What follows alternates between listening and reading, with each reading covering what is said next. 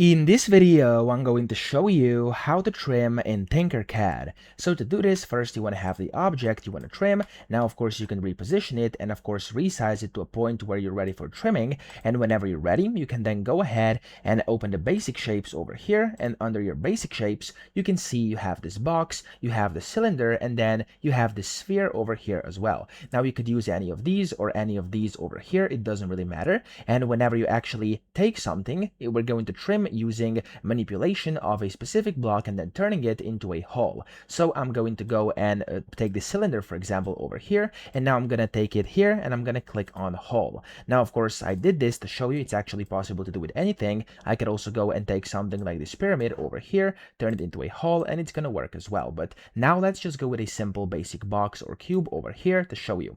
Now, this is automatically going to be a hole, so what you want to do is simply place it whatever you want your trim to be. So let's say I want to trim this part over here exactly like this. Of course, you can move around and navigate to see different perspective, and if it looks good, you can just go and basically highlight over both of these using this selection. So left click and drag over, or of course click on the first one, hold the shift key and click on the second one, and it's going to make a selection.